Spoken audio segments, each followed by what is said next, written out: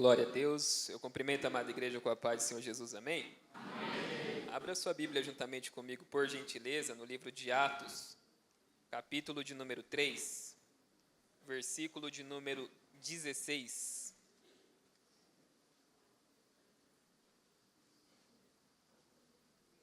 Atos dos Apóstolos, capítulo 3, versículo 16 apenas. Amém? Assim está escrito: e, pela fé no seu nome, fez o seu nome fortalecer a este que vedes e conheceis. E a fé que é por ele deu a este, na presença de todos vós, esta perfeita saúde. E você diz amém. Amém. Glória a Deus. Pode tomar o seu assento. Muito obrigado. Quero louvar a Deus pela oportunidade de adorá-lo na beleza de sua santidade e poder nessa oportunidade fazer uso, menção e exposição de sua palavra. Quero ser grato a Deus pela vida do pastor Rogério. Eu costumo dizer que quanto mais a pessoa é importante para a gente, as palavras somem ainda mais. E o pastor Rogério é uma dessas pessoas. Pastor Rogério foi quem me formou da adolescência para a mocidade, me tornando um homem que eu sou hoje, com uma família que eu tenho. Eu posso afirmar aos irmãos que de pastor os irmãos estão muito bem. Eu glorifico a Deus pela vida dele. Eu também quero ressaltar aqui e agradecer pela presença da minha esposa, né? Como o varão falou aqui, a dele é a mais bonita da igreja, agora eu falo que a minha é a mais bonita da igreja. Irmã Vanessa. E o caçula herdeiro, único, né? Mateus Felipe, coisa boa. Cada mês a gente tem um apelido carinhoso para ele, e nesse mês a gente deu um apelido para ele de saquinho de arroz. E por que saquinho de arroz? Porque sem esperar a gente foi em uma consulta pediátrica e já viu com menos de 2 meses ele já está pesando 5 quilos. Falei, meu filho, está indo a Pitamil uma vez na semana, não está dando. Mas graças a Deus está cheio de saúde e está aí dando glória. Mais dorme do que dá glória, mas está aí, graças a Deus. Quero ressaltar também a presença da nossa irmã Laura, minha irmã de coração, meu irmão Christian também, esse casal que glorifica a Deus. Amém? Muito obrigado à igreja que nos recebeu muito bem, desde o obreiro lá na porta até aqui no púlpito. Bom, vamos meditar. Irmãos, quando nós falamos a respeito do livro de Atos dos Apóstolos, nós estamos falando da igreja primitiva e da igreja que deu os primeiros passos, ou continuou dando os passos de Jesus nessa terra. Jesus foi a pessoa mais importante que pisou sobre essa terra. Vou repetir. Jesus foi a pessoa mais importante que pisou nessa terra. Alguns cientistas, astrólogos dizem que o maior marco da terra foi o homem ter subido aos céus e ter pisado na lua. Mas a verdade é que o maior marco que já houve nessa terra foi o Deus encarnado descer do céu e pisar sobre essa terra.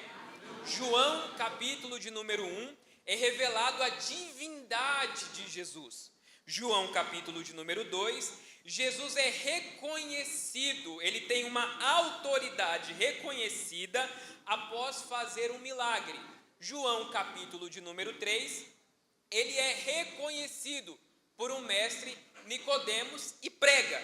E após ele pregar, a sua autoridade é reconhecida porque ele era quem ele é. Atos, capítulo 1, versículo de número 1, Lucas vai dizer o seguinte, que Jesus fazia e Jesus ensinava. Repita comigo, Jesus fazia e Jesus ensinava.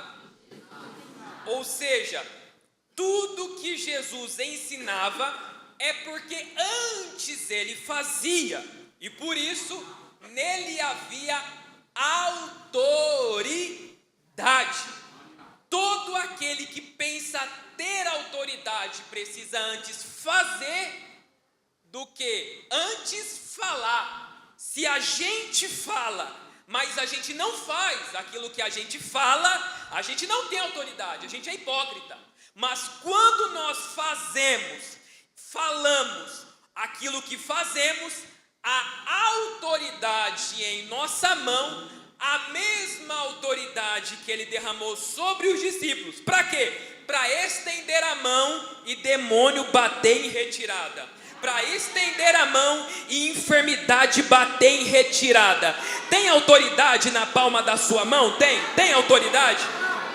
Autoridade. Ele é reconhecido pela sua autoridade. Jesus começa o exercício do seu ministério, mais ou menos com 30 anos de idade, passa 3 anos no exercício do ministério, e no 33º ano, ele começa o seu processo de cruz. A Bíblia diz que Jesus vai para um jardim, no jardim do Getsêmani, e ele sofre. Depois de passar pelo jardim, ele vai sofrer grandes açoites. 39 chicoteadas por um instrumento chamado azorrague, um instrumento mais ou menos com 30 centímetros, com 12 tiras de couro, a cada tira de couro ossos de carneiro afiado, com chumbinhos grudados nesses ossos. A cada chicoteada que ele levava, a azorrague infiltrava na pele de Jesus mais ou menos 5 centímetros para dentro. Porém, 39 chicoteadas não são 39 feridas, dá para mais ou menos 468 feridas no nosso Cristo. Depois ele recebe coroa de espinho, vai para a cruz, morre, mas ao 3º dia ele ressuscita. Ressuscitando, ele passa 40 dias ensinando, discipulando aqueles que se tornariam apóstolos. A igreja que nasce em Atos dos Apóstolos, nasce após a descida do Espírito Santo, acompanhada com a pregação de Pedro, para salvação e transformação. A igreja primitiva, ela não nasce somente debaixo de um movimento que o fogo produz, não, ela nasce debaixo de uma palavra que preserva o fogo. Deus sendo autor da salvação, Cristo sendo executor da salvação e o Espírito Santo sendo o preservador da salvação, logo podemos afirmar: o fogo arderá continuamente sobre o altar e não se apagará. O livro de Atos dos Apóstolos, eu começo devagarzinho assim mesmo, daqui a pouco eu pego um tranco. O livro de Atos dos Apóstolos pode ser chamado facilmente de Atos do Espírito Santo por meio dos apóstolos na vida da igreja, até porque não há outro que sustente e que aviva a igreja a não ser o Espírito Santo. A igreja passou por diversas provações, mas ela não parou e ela não morreu. A igreja sofreu com o Coliseu, mas a igreja não parou. A igreja sofreu com o império de Herodes, mas a igreja não parou. A igreja sofreu com o império de Constantino, mas ela não parou. A igreja sofreu com o império de Nero, mas ela não parou. Recentemente vivemos uma pandemia, as portas da igreja fechou, mas até live a gente abriu, mas a igreja não parou. E não parou por quê? Porque existe uma palavra sobre a igreja, e a palavra é essa: as portas do inferno não vão prevalecer contra a igreja. É por isso que a igreja não para. Não há outro que aviva a igreja como o Espírito Santo, pois é Ele quem cuida da igreja, o Espírito renova a igreja, o Espírito batiza, o Espírito convence, o Espírito cura. Tem lugares, irmãos, por aí, que já estão vivendo a síndrome da igreja de Corinto. E qual é essa síndrome? Eu sou de Paulo. Não, eu sou de Apolo. Não, eu sou de Cefas. É uma bestagem, gente. Não, se o pastor for, eu vou. Se o pastor não ir, eu também não vou. Se fulano cantar, eu dou glória. Mas se fulano não cantar, então eu não dou glória. Aí Paulo, para acabar com isso, logo diz: Paulo plantou, Apolo regou, mas foi Deus quem deu o crescimento. Você pode cantar, mas quem cura é Deus. Você pode pregar, mas quem movimenta a igreja é Deus. As irmãs cantou, mas quem desceu com a glória aqui foi Deus. Aleluia.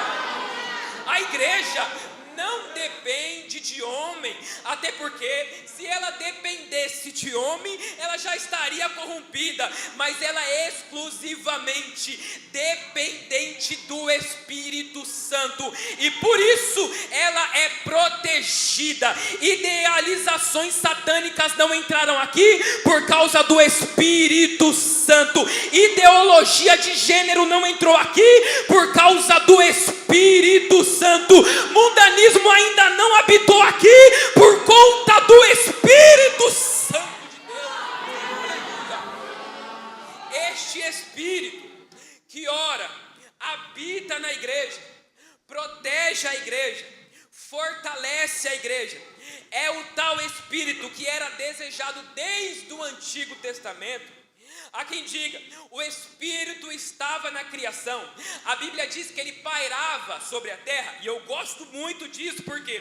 Porque teólogos até hoje não entenderam e não chegaram a uma conclusão do que é pairar. Alguns dizem que é mais ou menos preservar, e eu gosto dessa ideia, por quê? Porque na terra, naquele tempo, não havia nada, não havia fauna, flora, não havia nada, não havia árvore, criação, mas o Espírito estava preservando. Olha que interessante, Deus libera promessas sobre você, mas enquanto as promessas não são cumpridas, Ele vai te preservando. Ainda não canta, mas está sendo preservado. Ainda não prega, mas está sendo preservado.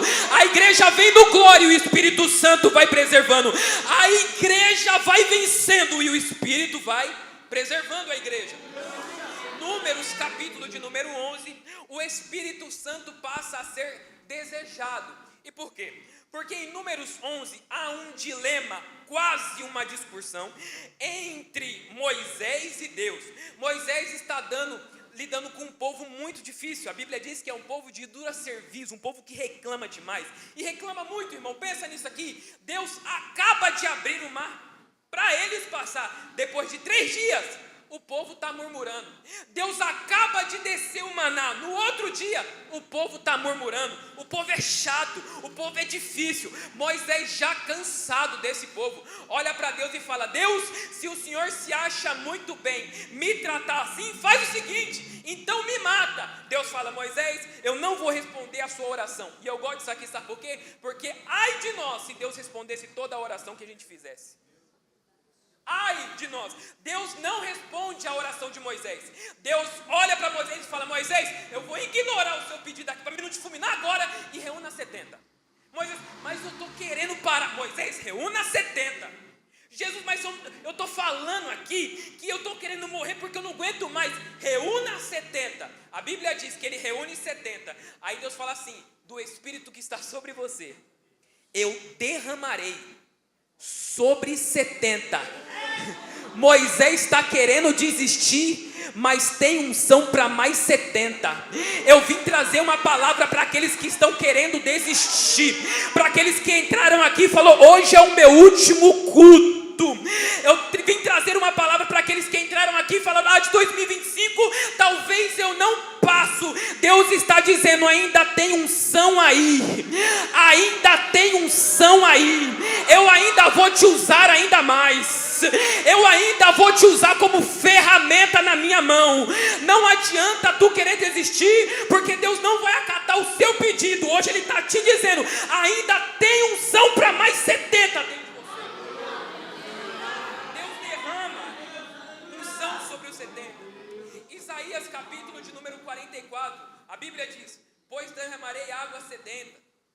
derramarei torrentes sobre a terra seca, derramarei do meu espírito sobre toda a prole, a minha bênção será sobre os seus descendentes. Joel capítulo de número 2, derramarei do meu espírito sobre toda a carne, os vossos filhos e as vossas filhas profetizarão, os vossos velhos terão sonhos, e os vossos jovens terão visões. Aí Mateus 3, eu gosto, João Batista diz, eu batizo para arrependimento, mas vem um aí atrás de mim, que é mais poderoso do que eu, ele vos batizará, ele vai te batizar, batizar com o quê? Batizar com o Espírito Santo e com fogo, com o Espírito Santo e com fogo. Tem fogo que queima aí dentro do teu coração? Tem um fogo que queima aí? Jeremias capítulo de número 20, a Bíblia diz que Jeremias está na mesma posição que Moisés, querendo desistir. Jeremias olha para Deus e fala, Deus, olha, eu quero parar, das suas palavras agora eu não quero mais dizer, não quero mais falar, tu és para mim fonte ilusória. No início do chamado, tudo muito bem, só que Deus fala onde vai chegar, mas não revela o processo. E por não revelar o processo, quando a gente está no caminho dele, a gente fala, não é nada daquilo que eu pensei que era. Jeremias está nisso, está falando, não, eu não quero mais falar da sua palavra, mas é Jeremias falando com ele mesmo, enquanto eu pensava que não queria mais, que não mencionaria mais o seu nome, desceu um fogo, que tomou parte do meu peito, cerrou os meus ossos, e eu não consigo desistir. Fala para mim, quantas vezes você tentou parar? Vai, fala para mim, quantas vezes você tentou desistir? Quantas vezes você naquela cama ajoelhou e falou, Deus, eu não aguento mais, Deus, eu não suporto mais, mas aí na segunda-feira você estava aqui, na terça-feira você estava aqui, já é domingo e olha você aqui de novo, por quê? Porque o fogo do Espírito Santo entrou lá dentro do seu quarto, nem era projeto seu vir nesse culto hoje, mas ele foi lá no teu quarto e falou, bom, coloca a melhor roupa, passa o melhor perfume, porque tu vai chegar lá, não vai querer nada com nada, mas vai levantar a mão, vai me dar um glória, enquanto você me glorifica, eu te fortaleço, te fortaleço, te fortaleço.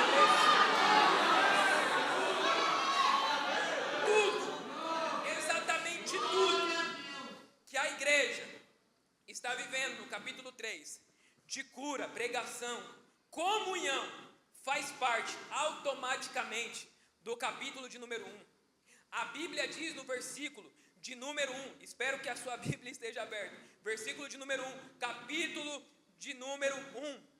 A Bíblia diz, fiz o primeiro tratado a Teófilo, acerca de tudo o que Jesus começou a fazer, não só a fazer, mas a ensinar. 2, até o dia em que foi recebido em cima, depois de ter dado mandamento pelo Espírito, após aos apóstolos que escolhera. Agora pensa nisso aqui, Jesus não é irresponsável. Se ele te dar uma missão, primeiro ele te dará capacitação. E qual capacitação é? Mandamento pelo Espírito. Que mandamento? Palavra. Não há outra capacitação a não ser palavra, e é exatamente isso que a igreja precisa. A igreja precisa da palavra, pois é a palavra que salva, é a palavra que transforma, é a palavra que renova, é a palavra que restaura, é a palavra que exorta, é a palavra que consola. A igreja não precisa de muito mimimi, a igreja não precisa de muito artifício, muito modismo e pouca Bíblia, não. A igreja só precisa da palavra.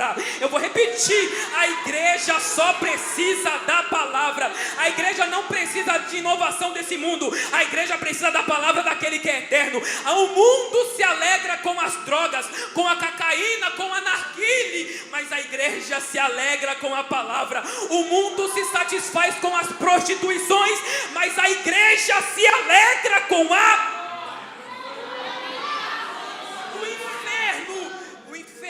e o mundo descerá com as suas carnalidades. eternidades, mas a igreja subirá ao céu com aquele que desde o princípio é a palavra. Ezequiel, capítulo de número 37, a Bíblia diz que o profeta está dentro de um vale de ossos secos. Ezequiel, levado por Deus, até que Deus faz uma pergunta a ele dizendo: Ezequiel, pode viver esses ossos?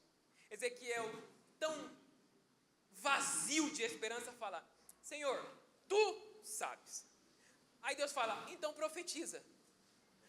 Aí a Bíblia diz, versículo de número 5, capítulo 37, então profetizei como me deu ordem. E qual é a profecia?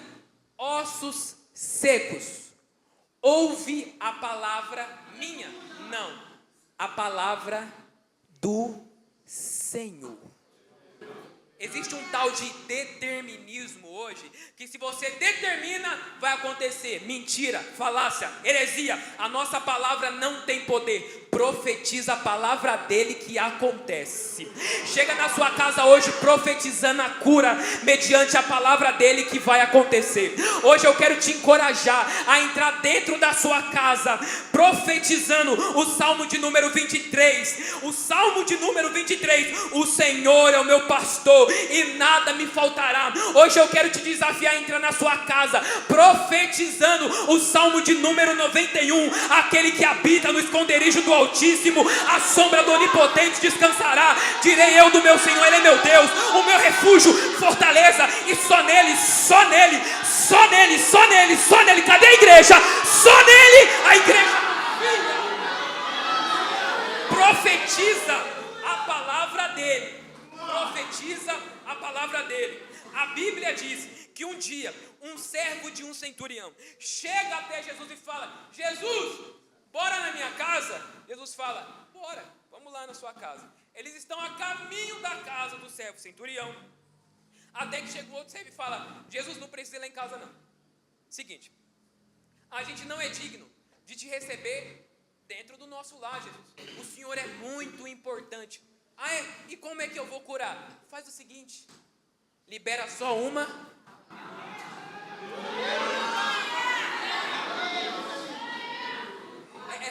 É que às vezes os pastores liberam algo aqui e a gente está desconectado a ponto de não perceber. Mas por vezes o pastor, o obreiro, o diácono, o pregador fala assim: irmão, enquanto você adora aqui, Deus está indo lá. Acredita, porque enquanto você está liberando glória aqui, Ele já está indo lá. Enquanto você fala: Deus, cura fulano que está lá em casa, a palavra já está indo lá curar. Enquanto você fala: Deus, liberta fulano que está na biqueira, a palavra já está entrando nas vielas, nos valados. A palavra vai aonde você não vai, a palavra entra onde você não entra. É a palavra, a palavra, a palavra.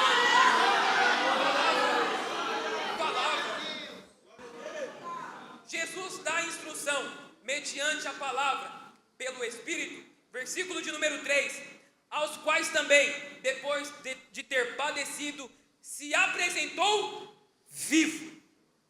Jesus se apresentou vivo. Isso parece não muita coisa, mas isso só é o cerne da nossa fé. Porque por mais que Jesus fizesse grandes obras maravilhosas e morresse e não ressuscitasse, em vão seria a nossa pregação. Mas ele fundou o evangelho, morreu, mas ao terceiro dia ressuscitou. A morte, parece que eu vejo a morte indo lá no túmulo dele e falando: olha, agora já era, agora morreu, agora é comigo, já era. Mas a morte não pôde o deter. Ele passou pela sexta da morte, o sábado do silêncio, mas no domingo pela manhã, onde está a morte, o seu agrilhão? Onde está inferno, a sua vitória? Tragado foi pela vitória o nosso Jesus. Está vivo. Muitos e muitos ao longo do tempo fundaram as suas religiões, as suas ideias, as suas teorias, mas não estão vivos para sustentar. Ao longo do tempo muitos fizeram isso. Há quem diga Auguste Comte, filósofo francês, ele tinha um auxiliar que ele era cristão, auxiliar do filósofo Augusto Conte. Crente, cristão, mas verdadeiro, crente mesmo, crente. Um dia Augusto virou para esse homem e falou assim: você é crente, não é? Ah, pois eu sou. Então, faz o seguinte: eu vou fazer para nós, para o mundo, algo maior do que o Evangelho. Algo mais sublime, mais poderoso que o Evangelho. O que você vai fazer? Eu fundarei algo chamado positivismo. Será que eu consigo? Ele pergunta para o auxiliar. O auxiliar falou: consegue? Será que eu consigo mesmo? Consegue. O senhor só precisa fazer 3 coisas. Primeiro, o senhor precisa nascer de uma virgem. A segunda coisa, o senhor precisa fazer sinais e maravilhas. E a terceira coisa, o senhor precisa morrer e depois ressuscitar no 3º dia. De uma virgem eu sei que o senhor não nasceu. Eu estou há tanto tempo com o senhor e nunca vi o senhor curar ninguém. E quando o senhor morrer, no 3º dia você vai apodrecer. Mas o Deus que eu sirvo, ele morreu, mas ao 3º dia ele deu um chute no túmulo e falou: tô vivo, eu tô vivo, tô vivo. Kardec fundou o kardecismo, mas não está vivo para sustentar. Buda fundou o budismo, mas não está vivo para sustentar. Cristo fundou o Evangelho e está à destra de Deus, intercedendo por nós, sustentando o Evangelho que poder de Cristo. Vamos lá. Primeiro, ele dá mandamento, e o mandamento é pela palavra. Segundo, ele se apresenta vivo. E terceiro, ele dá uma ordem de posicionamento. Após ter dado recomendações pela palavra, ter se apresentado vivo, agora ele dá uma ordem. Uma ordem. Nós vivemos em um tempo em que a liberdade é pregada como libertinagem. Não existe mais reverência. Deus é pai, mas não é Senhor. Que negócio é esse? Deus é meu brother, mas não é Senhor que manda. Deus é pai que consola, mas não é Senhor que dá ordem. Deus é pai, mas é Senhor também. Se ele está te dizendo posiciona, então se posiciona. E o posicionamento é: ficai em Jerusalém, até que do alto sejais revestido de poder. O poder só desce se tiver posicionado, porque há promessas que são condicionais. Às vezes Deus te fala: eu vou te colocar lá naquela multinacional. Só que aí você espera Deus ir lá no escritório dele no céu, ir lá no computador dele, na impressora dele, tirar o seu currículo, entregar em tal empresa enquanto você está assistindo Netflix assim. Não, irmão. Se Deus já te deu o entendimento da sua promessa, se posiciona. Se posiciona.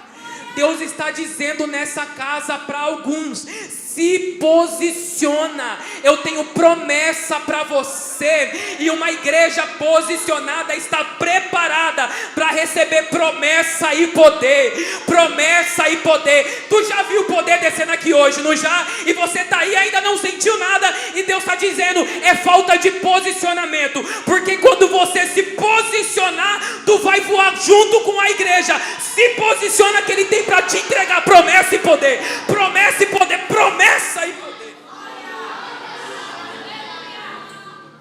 E qual é a posição, Felipe? A posição é a única: joelhos dobrados no chão, boca no pó, oração. Não há segredo maior na vida da igreja do que a oração. A Bíblia diz que Atos capítulo 1, eles oram antes da promessa. Atos capítulo de número 2, eles oram enquanto estão recebendo a promessa. Atos capítulo de número 3, eles já receberam a promessa e ainda continuam orando. Atos capítulo de número 4, eles estão debaixo de uma perseguição. Enquanto eles oram, o lugar treme. Atos capítulo de número 7, Estevão morre como? Orando. Atos capítulo de número 9, Ananias ora e Paulo é batizado. Atos capítulo de número 12, a igreja está orando enquanto Pedro é preso. O anjo desce e liberta Pedro. Atos capítulo de número 13, a igreja da Antioquia ora. Enquanto a igreja ora, o Espírito Espírito se manifesta dentro da igreja. Atos capítulo de número 16, Paulo e Silas estão dentro de uma cadeia e Deus promove o terremoto. Por quê? Porque estão orando. A igreja não guerreia usando a força da sua mão, mas a igreja guerreia com joelhos dobrados na oração. Se você está forte, ora, mas se está fraco, ora também. Se está com vontade, ora, mas se está sem vontade, ora também. Se você não faz aquilo que você não quer, ainda crente imaturo, se não está com vontade, irmão, dobra o joelho, geme, chora, mas não deixa de orar. Não deixa de orar. 2 Coríntios capítulo 10 diz: as armas das nossas milícias não são carnais, mas são poderosas em Deus para destruir fortalezas. Oração. A igreja primitiva segue pelo menos 3 exemplos de oração. O primeiro, Daniel capítulo de número 9. Daniel capítulo de número 9, a Bíblia diz que Daniel está orando. Daniel não está fazendo nada a não ser orar. A Bíblia diz que enquanto ele ora, um anjo se desloca do céu, vai até Daniel e fala: Daniel, enquanto você... Olha que precioso isso daqui, irmão. Enquanto você orava, um anjo desceu do céu, uma ordem foi liberada ao seu respeito e está descendo aí para te abençoar. Eu não sei se você crê nisso, mas enquanto você está orando, enquanto você ora, tem ordens do céu sendo liberadas ao seu respeito.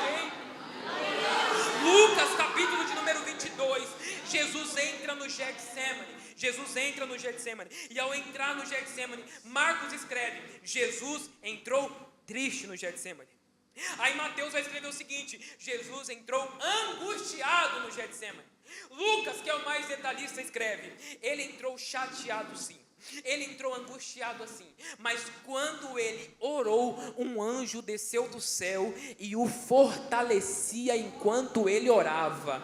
Eu não sei se você crê na força do mundo espiritual que está sobre você, mas enquanto você está orando no volante daquele carro, enquanto você está orando, lavando aquela louça, aquela roupa, enquanto você está orando nos pés da sua cama, enquanto você ora, Jesus está te fortalecendo.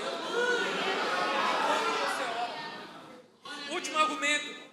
A Bíblia diz em Ezequiel capítulo de número 37, que um dia um rei que muito cooperou para o reino, um dia está muito doente, e a doença dele é tão grave, mas é tão grave, que ele vai para a cama, ele fica de leito. A Bíblia diz que o profeta chega no palácio, toca a campainha e fala: ô Ezequias, quem é? É Isaías, é um profeta. Agora, irmão, vem aqui comigo, pensa comigo. Se você está doente, acamado, não consegue levantar, aí chega um profeta dentro da sua casa, falando que vai te entregar uma profecia, o que você pensa? Ele vai entregar uma cura, ele vai entregar um milagre para mim, ele vai dizer assim que o Senhor levanta e anda. Só que ministério é ministério, amizade é amizade, não dá para misturar. Isaías chega lá e fala: sou teu amigo, Ezequias, mas eu tenho uma palavra de Deus para você. E que palavra é? Arruma tuas coisas, que vai morrer e não vai viver. Agradeço a minha oportunidade e dá no pé. A Bíblia diz que ele não recebe essa palavra, mesmo doente, mesmo cansado, mesmo com dor, ele vira para a parede e começa a fazer uma oração dizendo: Deus, me ouve. Ô Senhor, me ouve. Veja o quão eu tenho sido fiel na sua presença. Enquanto ele está orando aqui, Deus está descendo dentro do palácio, vai até Isaías.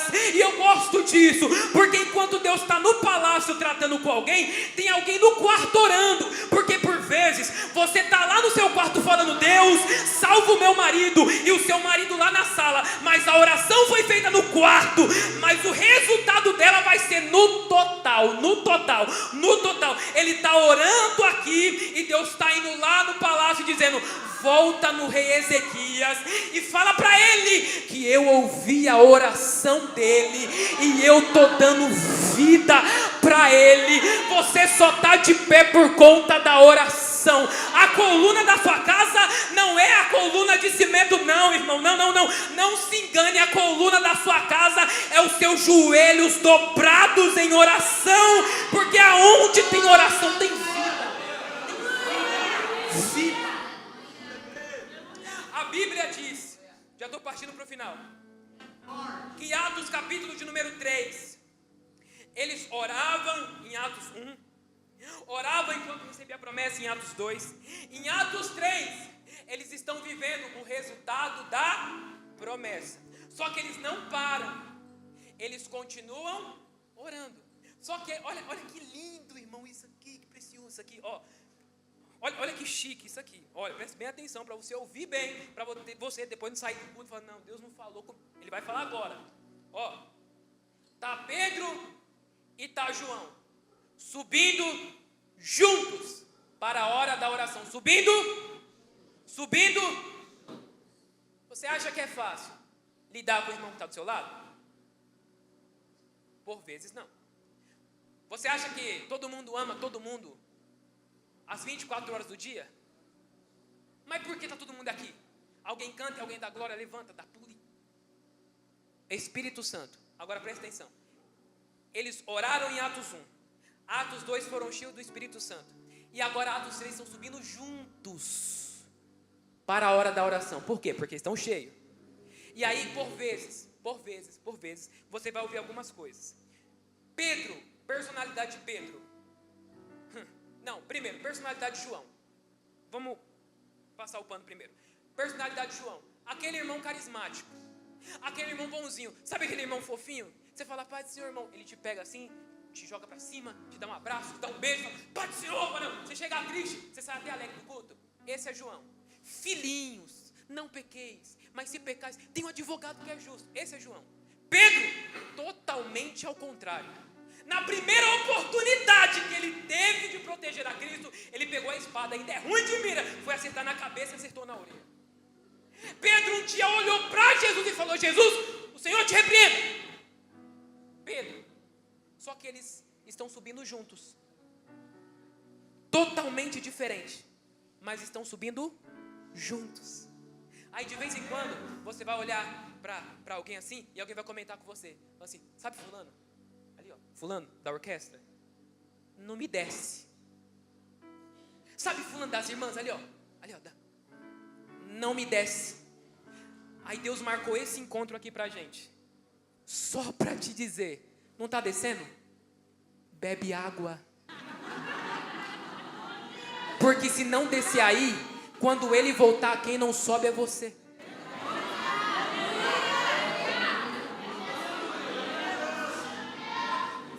O Espírito Santo encheu uma proporção tão grande que não tem expressão de outros, alguns olhando para outros e dizendo, ah não Felipe, mas o meu espírito, sabe nem falar, o meu espírito não bate com o espírito de fulano, não adianta. Sabe por quê?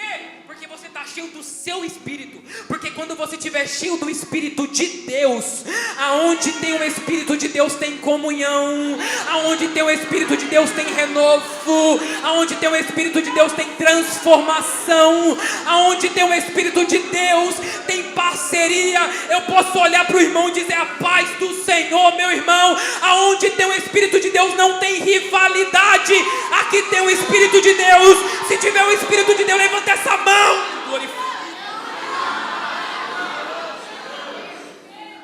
Eles estão subindo juntos. Eles olham na porta do templo, tem um coxo. Eles olham para o coxo pede a oferta. E eles dizem assim, olha, ouro e prata a gente não tem, mas aquilo que eu tenho eu te dou. Levanta e anda. O texto é lindo. Tem profecia, tem pregação, só que tem um detalhe no texto. Esse é o versículo 7, versículo 8, um detalhe. Eles olham para os coxos e falam assim: levanta e anda. Eu, na minha posição aqui hoje, é muito fácil olhar para você e dizer assim: levanta, irmão. Ergue essa cabeça. Eu não sei a prova que você está passando. Para mim é muito fácil falar isso. Levanta, toma vergonha na sua cara e levanta. Para mim é muito fácil falar isso. Só que versículo de número 8. Primeiro, eles profetizam: levanta e anda, em nome de Jesus. Versículo 8. E estendendo a mão. Não teve só profecia? Não. Porque pregador a gente tem. Cantor a gente tem. Profeta a gente tem. E o que falta? Alguém que estenda.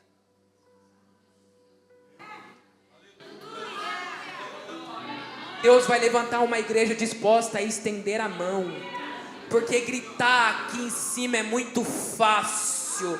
É só ter uma oratória, às vezes nem precisa. Cantar aqui é muito fácil. Ter ministério exposto é muito fácil. Eu quero ver quando alguém chegar lá na tua casa e dizer: me dá um pacote de arroz, para ver se você tem caráter cristão, para dizer: eu dou até 2 para você, que você é meu irmão. Deus está levantando uma igreja disponível para estender a mão. Deus está levantando uma igreja disposta a estender a mão. Tu não vai ter orgulho de ver seu irmão cair, não.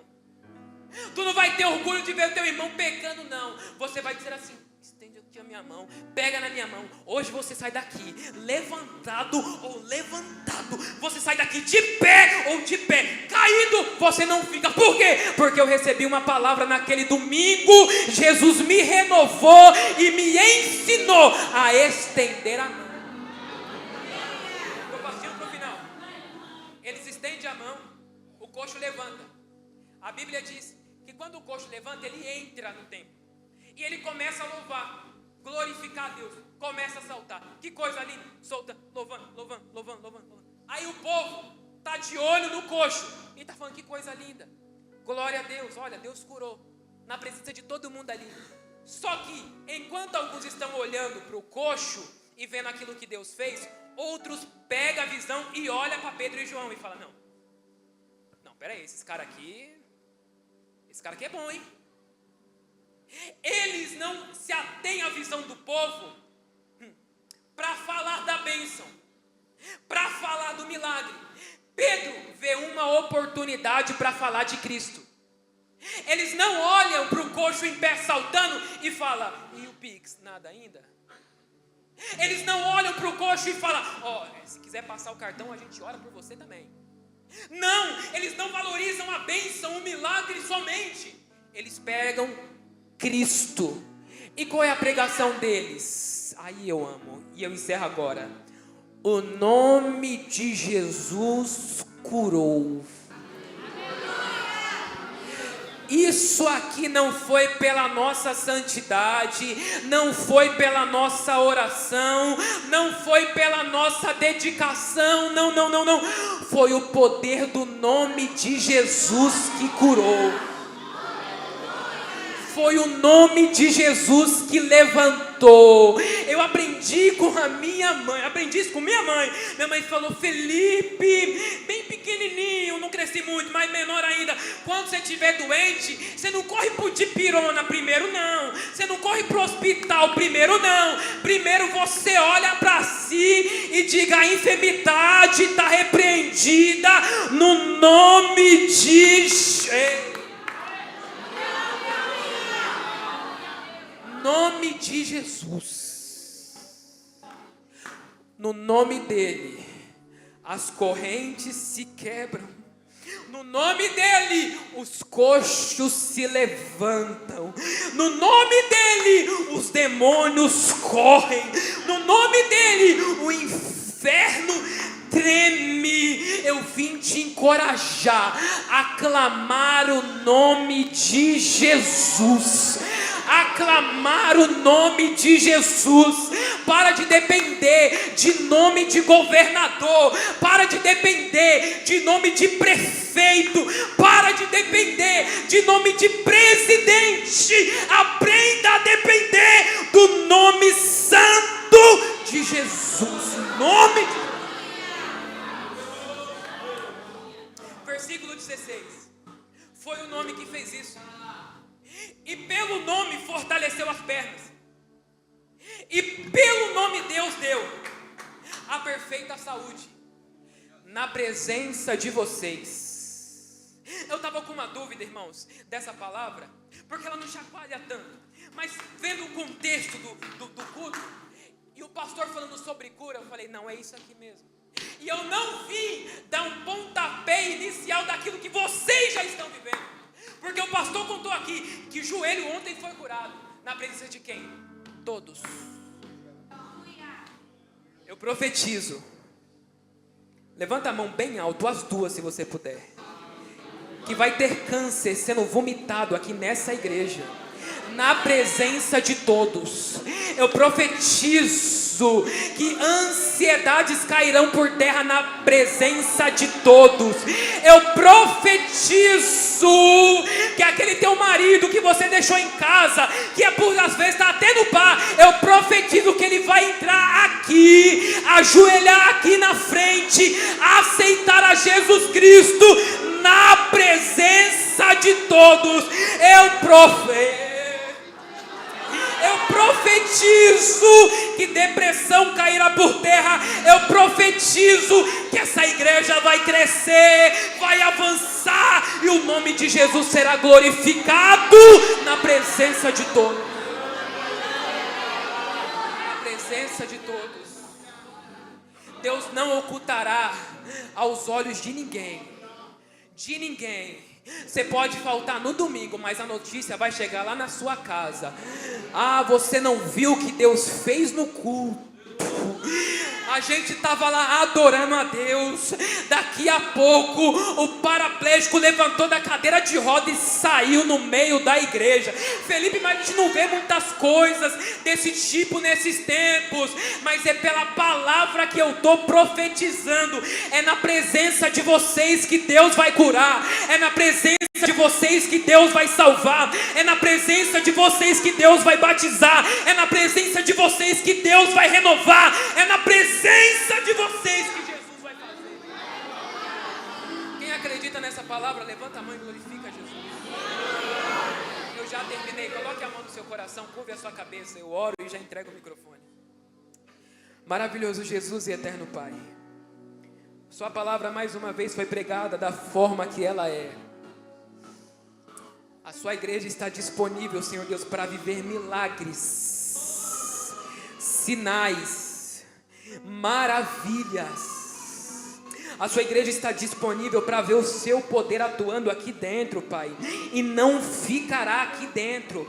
Esse poder sairá para fora e vai alcançar aqueles que passam na frente dessa igreja.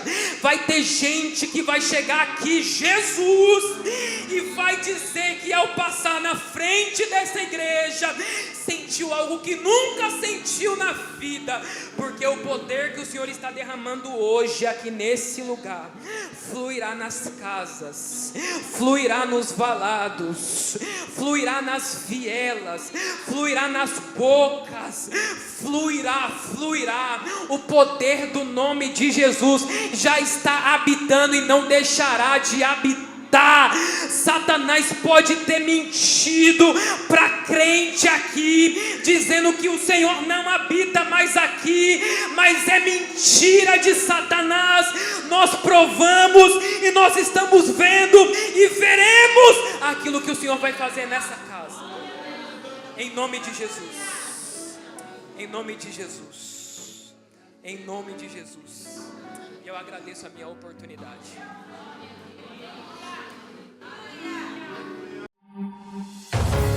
AD Perus Jardim Rincão, desde 1969, abençoando a região.